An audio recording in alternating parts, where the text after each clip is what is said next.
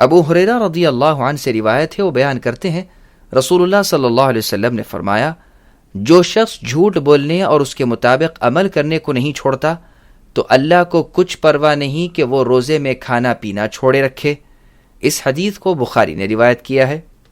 ابو ہریرہ رضی اللہ عنہ سے روایت ہے، وہ بیان کرتے ہیں ایک دفعہ کا ذکر ہے کہ ہم نبی صلی اللہ علیہ وسلم کی خدمت میں بیٹھے ہوئے تھے۔ ایک شخص آئے، انہوں نے عرض کیا، اللہ کے رسول، میں برباد ہو گیا۔ آپ نے فرمایا، تمہیں کیا ہو گیا ہے؟ انہوں نے بتایا، میں نے روزے کی حالت میں اپنی بیوی سے جماع کر لیا ہے۔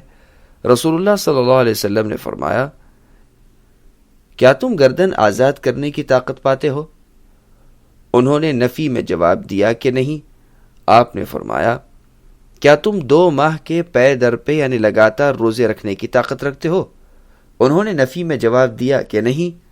آپ نے فرمایا، کیا تم 60 مسکینوں کو کھانا کھلانے کی طاقت پاتے ہو؟ انہوں نے نفی میں جواب دیا کہ نہیں۔ آپ نے فرمایا، تم بیٹھ جاؤ، اور نبی صلی اللہ علیہ وسلم کچھ دیر رکے رہے۔ ہم اسی حالت میں تھے کہ نبی صلی اللہ علیہ وسلم کی خدمت میں کھجوروں کا بڑا ٹوکرا لایا گیا۔ آپ نے دریافت کیا، سائل کہاں ہے؟ وہ بول اٹھے، میں ہوں۔ آپ نے فرمایا، تم ٹوکرا اٹھاؤ اور کھجوروں کا صدقہ کرو۔ انہوں نے عرض کیا، اے اللہ کے رسول، کیا اپنے سے زیادہ فقیر پر صدقہ کروں؟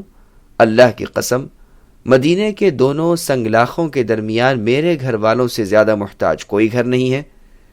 ان کی یہ بات سن کر نبی صلی اللہ علیہ وسلم ہنسے، یہاں تک کہ آپ کی داڑھیں نمایاں نظر آنے لگیں۔ بعد از آپ نے فرمایا، جاؤ اپنے گھر والوں کو کھلا دو۔ اس حدیث کو بخاری اور مسلم نے روایت کیا ہے۔ ابو ہریرہ رضی اللہ عنہ سے روایت ہے، وہ بیان کرتے ہیں رسول اللہ صلی اللہ علیہ وسلم نے فرمایا، کتنے روزے دار ہیں جن کو ان کے روزوں سے صرف پیاس حاصل ہوتی ہے، اور کتنے رات کو قیام کرنے والے ہیں کہ ان کو ان کے قیام سے صرف بیداری حاصل ہوتی ہے۔ اس حدیث کو دارمی نے روایت کیا ہے۔ وضاحت: روزے کی حالت میں منہیات شرعیہ سے بچنا ضروری ہے، یعنی ان کاموں سے اور ان باتوں سے بچنا ضروری ہے جن سے اللہ اور رسول نے منع کیا ہے۔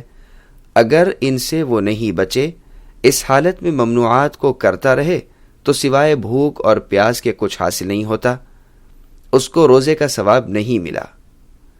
اسی طرح سے ریا نمود کے طور پر نماز پڑھنے والے اور شب بیدار کرنے والے کو سوائے رات جاگنے اور تضییع اوقات کے کچھ حاصل نہیں ہوتا۔